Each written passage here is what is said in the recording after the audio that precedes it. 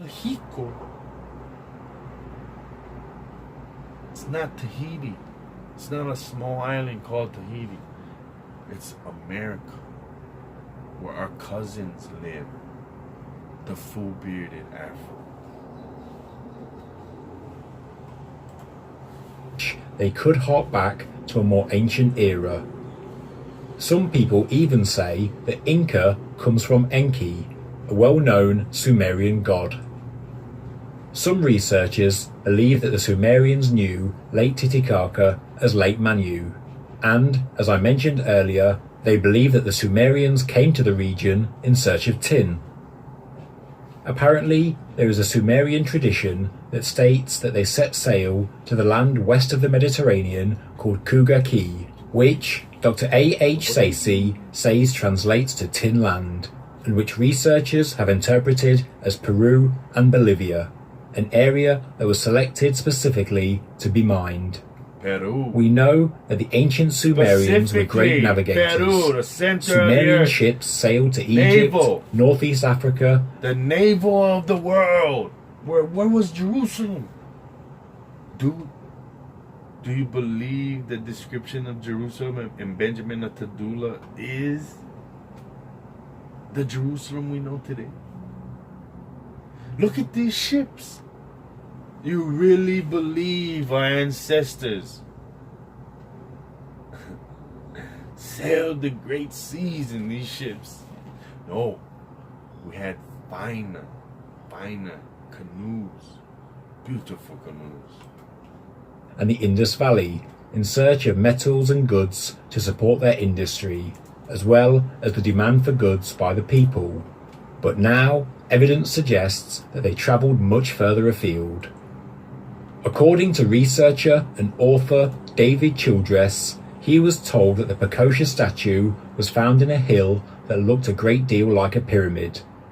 His tour guide in Bolivia warned him that the villagers did not like visitors, as apparently the pyramid was their private site. This is where I live.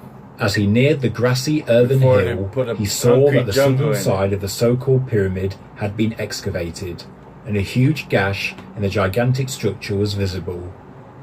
Pyramids, of course, are found throughout the world, from Egypt to South America, but some researchers believe they were actually the brainchild of the ancient Mesopotamians, who could have actually been the first dynastic pharaohs of Egypt, as stated in one of my previous videos.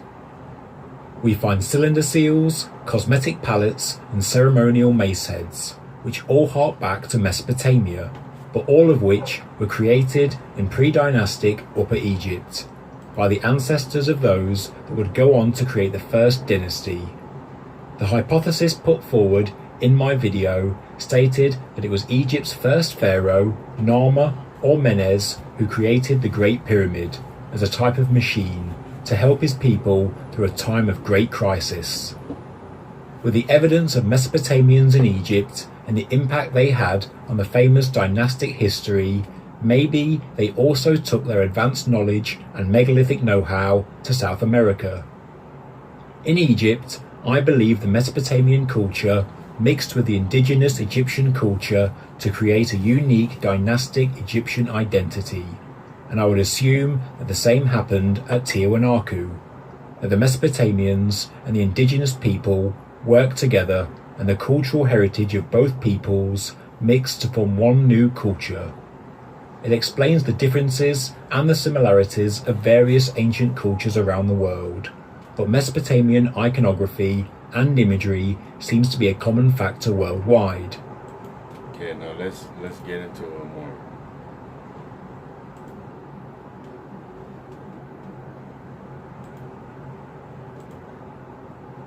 Hello everybody. Today I want to tell you a few words about a fantastic TV series. Very authentic broadcast, I must say. They even show you genuine alien hairstyles, ancient aliens. So as I covered many times in my videos, hiding the truth about our past is essential for those who keep us anchored in the current paradigm. And then the question arises, since they own the mass media completely, why would they allow broadcasts like Ancient Aliens, where they show you some of the artifacts that I've been showing in my videos and where they openly question the mainstream history.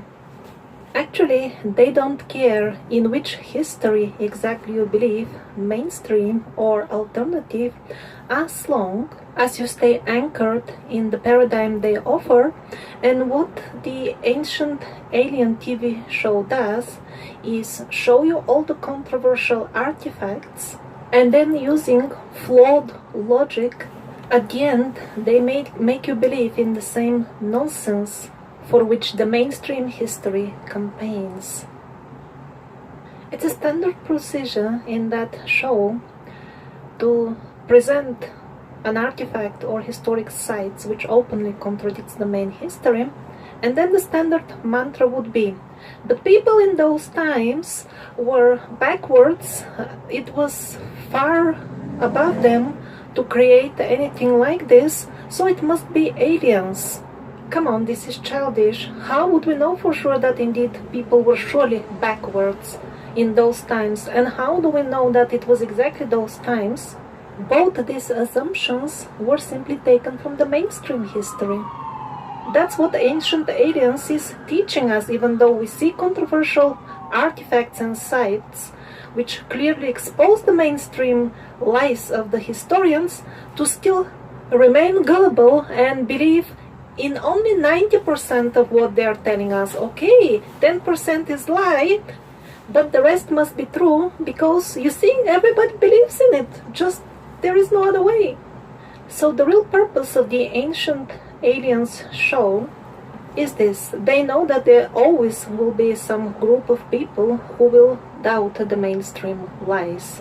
So the Ancient Aliens is just a trap that, okay, you don't believe the mainstream lies, but you just believe 90% of them, and mainly you have to believe that you are a monkey, your essence is a monkey, you are dumb, the human race has always been dumb, except now, when we have high-tech gadgets. Just look at their snouts, they look as if they have crawled from hell just yesterday. They pollute the environment, they enslave humanity, but you have to think that there are only two choices: to either be a dumb Stone Age monkey, or the only other alternative is to be advanced, and that can be only by accepting this hellish technology. And as long as you're anchored in this deceptive paradigm that these are the only two choices on the table, you can believe in any history you want. They are okay with that.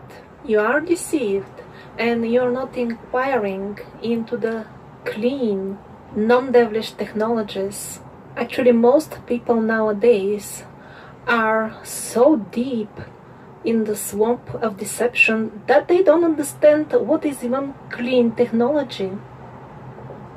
This is not an eco-friendly car because it feeds off electricity, which most likely originates from a pollution-spitting power plant. We don't need these poison-spitting monsters. We have technologies like, for example, the star batteries technology, which can produce free electricity in any circumstances without the need of being wired to any power plant or to use any fuel. But people will never even hear about the star batteries until they don't. So I let it go too much. So now you heard that about the ancient aliens.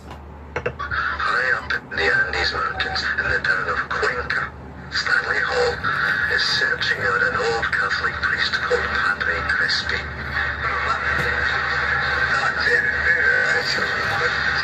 Now they're gonna say he's a fraud, that, oh, he just was trying to help, he didn't mind, it was fake. And all these top-notch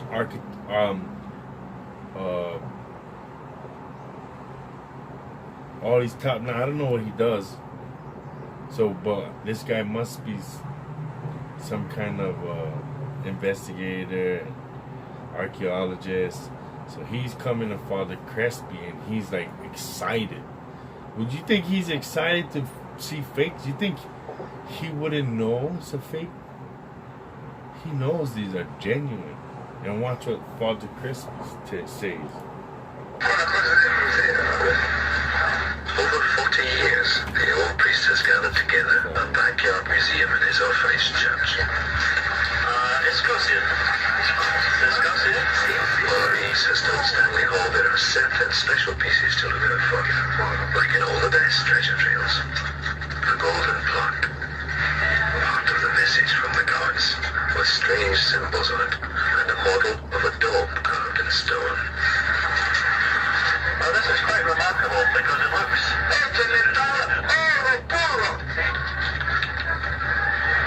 Pure gold, the old mansions. Pure gold.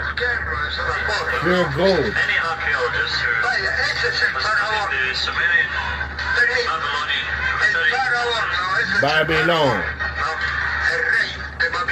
Babylon. Conventional archaeologists would come to a So he knew. He's like, oh my gosh, this is a Babylonian artifact.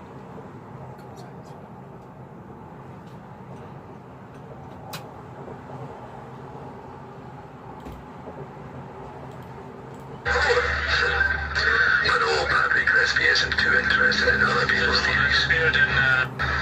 So this guy, he's trying to push Erica Van Daniken's Ancient Aliens. See, this guy was propelled into what he does because of the work of Eric Van Daniken. Now watch when he tries to say, oh, this is aliens. Oh, the aliens did it. Watch. But old Padre Crespi isn't too interested in other people's theories. The Gold of the Gods book by Eric Van Daniken. So he's like, oh, Eric Van Daniken. And he's like, get the fuck out of here. You know how much artifacts I've seen? Come on. The ingenuity of these people. These people.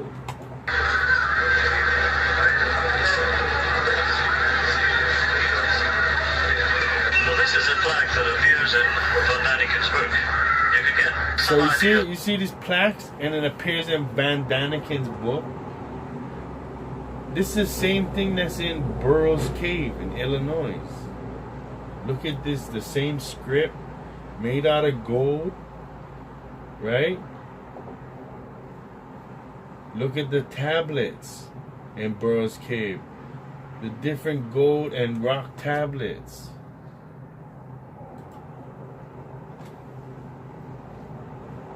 Look at that.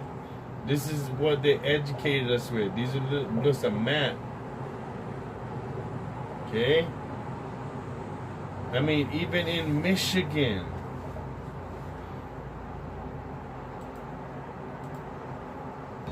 I was permitted to go in and look at this collection a number of years ago. The collection was housed in a building that the LDS Church owns on the west side of the city. And I invited 2 or 3 of my friends to come along with me. 2 of them photographed this. The other main one was Wayne May from the Ancient American Magazine. And then his son and daughter was there. The collection had been collected by 2 men, Soper and Savage, and back in the late 1800s and early 1900s. I might as well tell you up front that the leaders of the LDS Church have considered this collection phony, as well as the Smithsonian Institute and the professors at BYU.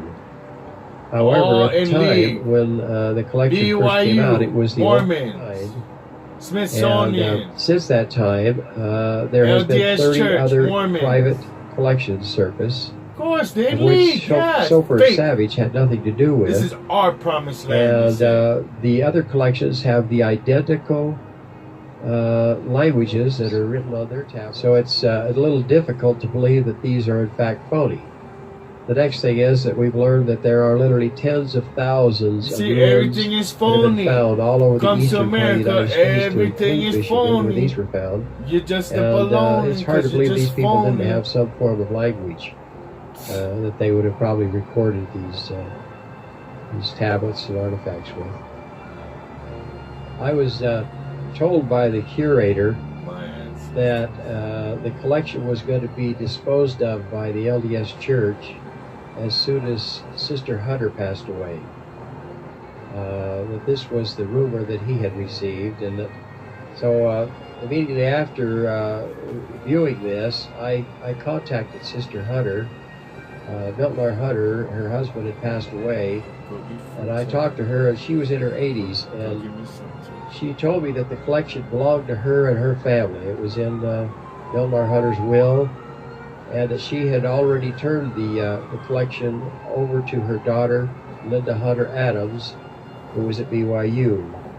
And she wanted me to talk to Linda Hunter Adams and gave me her phone number. And before I could call after hanging up, she got a hold of Sister Adams, and she called me on the telephone.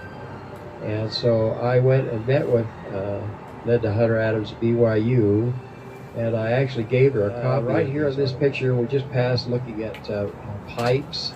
These items in the front here are lanterns where they would put a light, that they would put a little bit of oil in and burn it for a candle. And on each one of these items, you'll see this engraving that looks the same on all of them. And they refer to that today as the mystic symbol. They didn't know what it was. It's on the side of this little lantern right here, and you'll see it all over. And it has to do with 5 spikes. And these spikes are, they claim, the spikes that were used to nail Jesus to the cross. And these spikes are used in the formation of, they claim, a sacred name. The Indians claim it's the name of Christ. They have a different name for him in Christ, but they claim it's the name of Christ. And that these people who had evidently, that was a clay box. Here's slate tablets here, and you'll see the dust on them. They've been sitting there for between 20 and 30 years, and we really weren't allowed to handle these items, and there was many of them that were still in the boxes that we couldn't get to. And the curator mentioned that there are lots of these tablets that are not here there, and that maybe some in private collections. Here's a tool used to bludgeon people that has the mystic symbol on it. There's my gray head and Wayne Bay's head, and he's giving us an idea of what he thinks is going on in this tablet, which is actually Moses receiving the 10 Commandments. Whoever phoned this up really had a good knowledge of all of these biblical stories. But it's interesting, these graves predate considerably Columbus, and most likely predate the printing of the first Bible. And so these people they're getting these stories. So there's an ancient Bible in Michigan that predates the Bible. The only 2 Decalogue stones, the 10 Commandment stones, are in America. Sacsayhuaman is the city of David, and Cusco is Jerusalem. The people, the Indians here, were Afro with copper-colored skin and full beards. They wore borders and tassels, breastplates, bow and arrows. They had dietary laws. They ate mostly vegetables.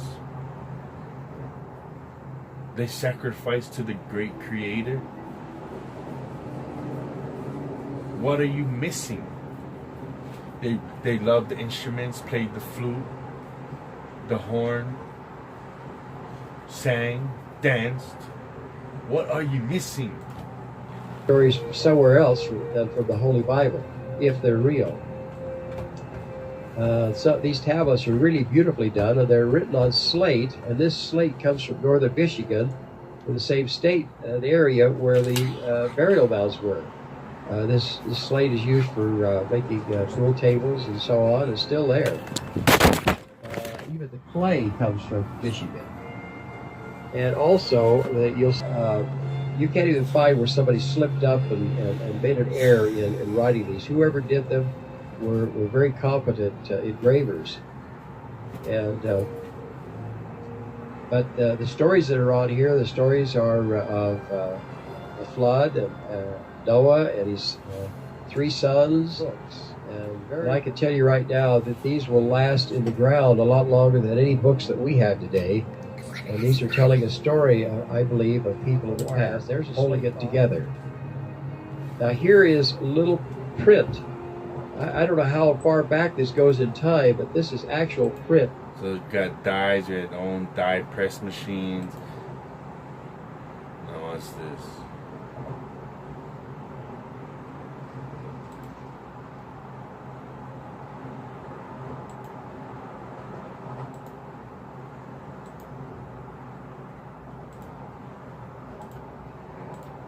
Like with many great structures of our born at certain sacred locations, and this is one such location. Sadly, like with many great structures of our ancient... So what we must realize is they tell us everything is fake while they destroy everything else. We've all seen this on Ancient Aliens and different shows. Oh, it's halfway done. No, it's been blown up. Past, the Bluestone altar has been deliberately destroyed, most likely by the invading Spanish in the 16th century. Boreholes have been drilled through the structure, as seen above the central niche, explosives were added, and large pieces of the altar have been broken off. But interestingly, the Spanish invaders would not have had the technology to drill such hard stone to such depths, so the holes are actually believed to be part of the original structure. But it was within these drill holes that explosives were added, probably in the form of black powder, and the altar was, in effect, blown up. This was almost certainly done to destroy what to the Christians would have been a clearly important pagan site. Everybody that has been to the site agrees that Ñaupa Iglesia is a place that has a special energy, which can only be described vibration, if you visit. And maybe frequency. This is the reason why the Spanish Christians sought to destroy it. The cave ceiling at Ñaupa Iglesia dominates the site, forming an inverted V, cut and smoothed with laser-like precision. The interior was then sliced with great precision to create a shallow doorway that bizarrely goes nowhere. The same concept of a blocked stone doorway. The perfectly drilled holes must have been part of the original construction. They must have had a function, and interestingly, similar holes have been found in hard stone at other sites in Peru and Bolivia, most notably at Tiwanaku. Peru, Bolivia. Oh, do you guys see this common denominator? Oh, these ancient megalithic sites you've never heard of, that when you hear about them, it's an alien.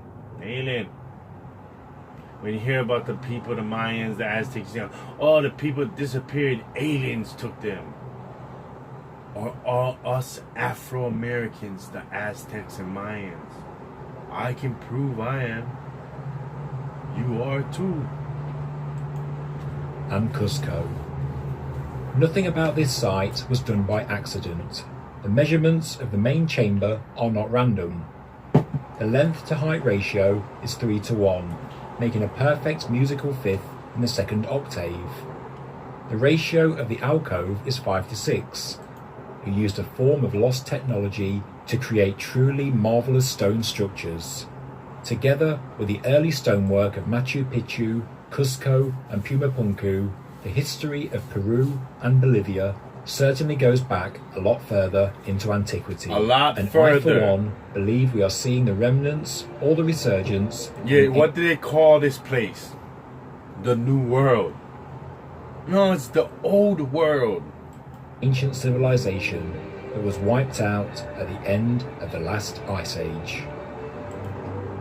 Thank you very much for watching.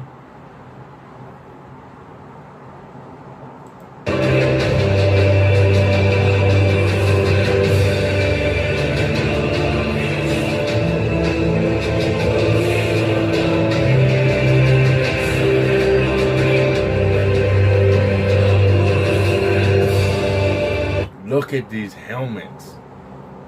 Look at these crowns. Insane.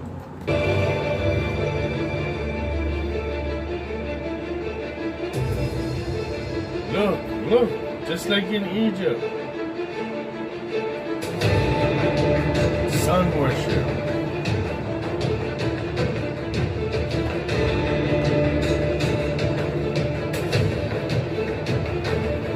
Look, Babylonian.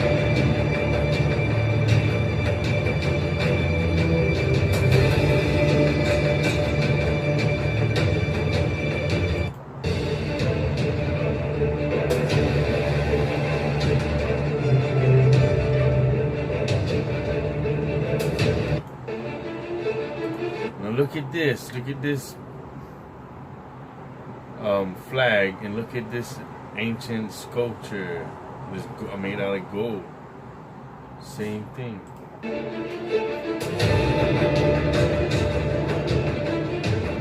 Now this blew my mind. They'll say, "Oh, you learned the guitar and the ukulele from the Portuguese. You never know nothing." But look at this ancient design of a guitar. Tell me we didn't have these things in the past. We love Hawaiians, man. They can play the ukulele and the guitar like you ain't never known.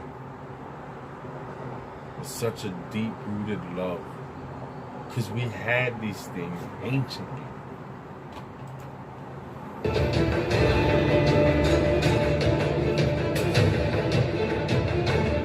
Babylon. So why do you think they say it took like 5 months to get to Babylon? Or 4 months to get to Babylon? Because Babylon was in Mesopotamia.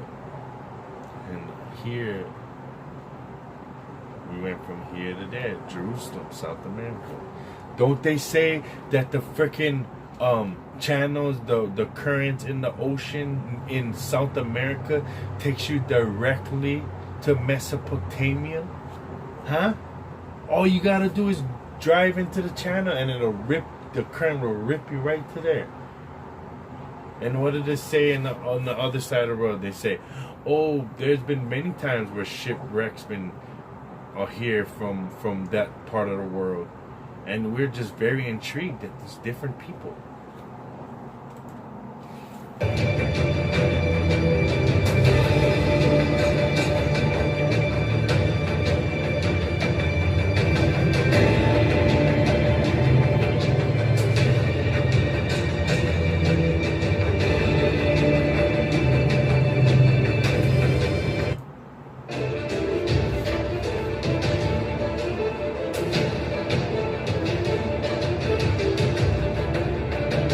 Look at that. Now, isn't this the design for the scepter and for the medical emblem? Huh? Isn't this the symbol? They take our symbols and they take it on for them.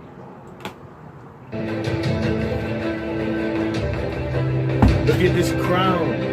Remember they say giants were here. We had to fight the giants to take our lands back. Oh, giants took root. Look at his head. Look at the crown. Someone's head fit perfectly in that crown. Look at the borders. Look at the tassels on this garment. Look at the lettering. Look at the Hebrew. Semitic language.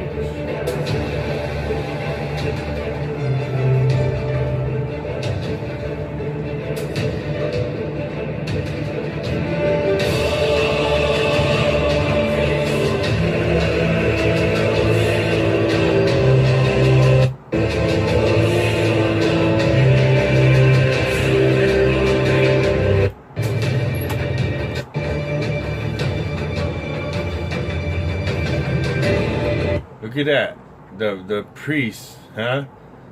With the staff, the serpent staff, writing in a Semitic language.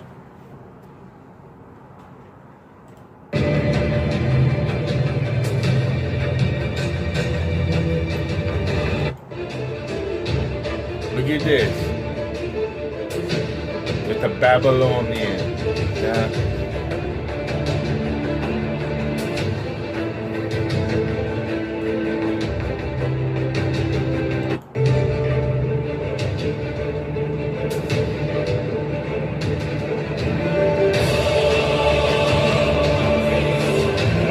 The wonders of your people, of our ancestors.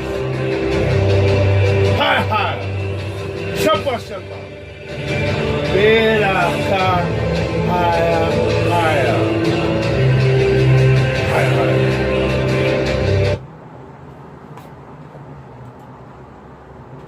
You want to create a stunning website. You want to create a stunning website. And you say, oh, but what evidence do you have?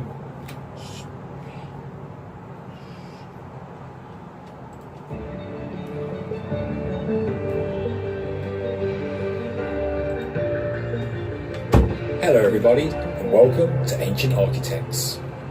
If you've been following my channel, you'll hopefully have seen my video on the 12,000-year-old site of Göbekli Tepe, a truly ancient megalithic complex that has caused archaeologists to rethink their narrative of so-called primitive post-Ice Age civilizations. Göbekli Tepe displays ancient knowledge of construction, astronomy, art and agriculture, and even though it was discovered more than 20 years ago, we still don't know a great deal about this enigmatic site, which, I should add, is the size of 13 full-size football pitches and is still largely unexcavated.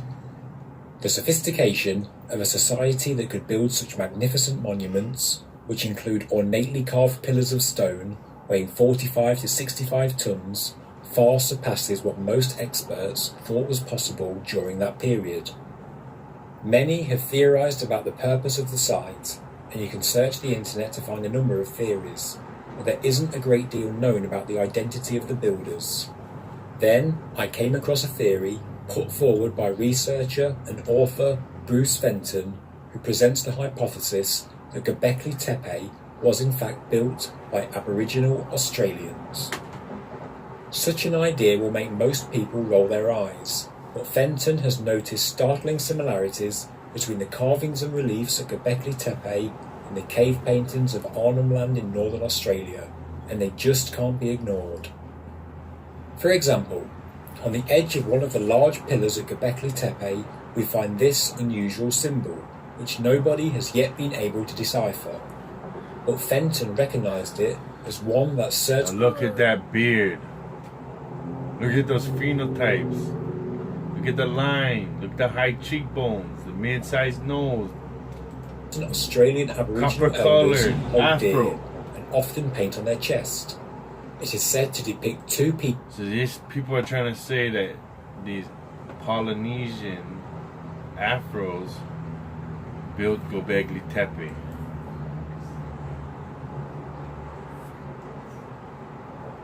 Earlier in the Father Crespi, it showed the gourds of the people, which is similar to that in Polynesia. So we're going to use this one and put in Fijian king, ancient.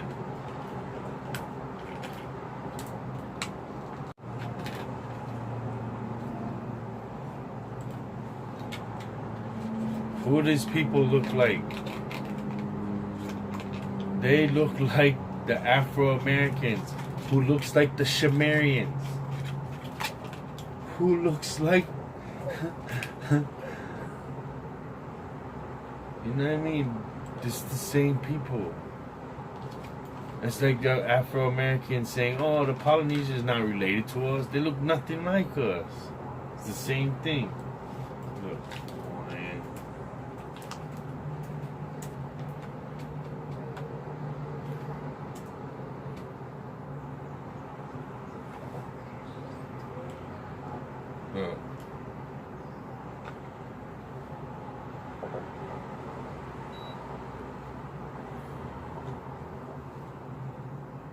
Now watch. Hey, Hunter.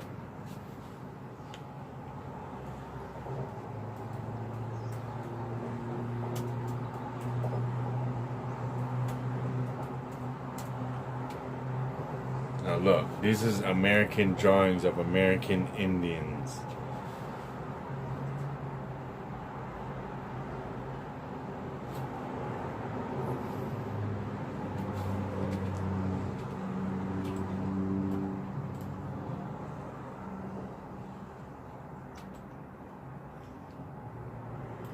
Now what does this look like?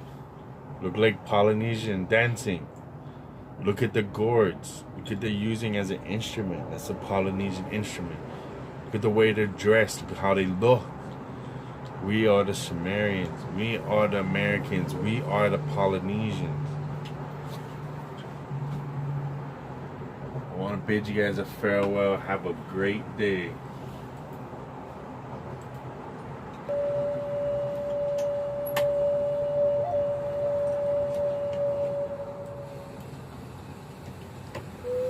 Close the door.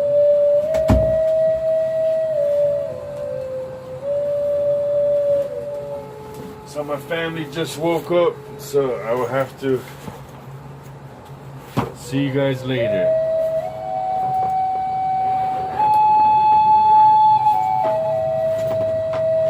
Once again, you guys take care of yourselves. Look forward to the future. Cleanse yourself, your spirit, your soul. Make better choices. One with yourself and your family. Increase your knowledge. Read.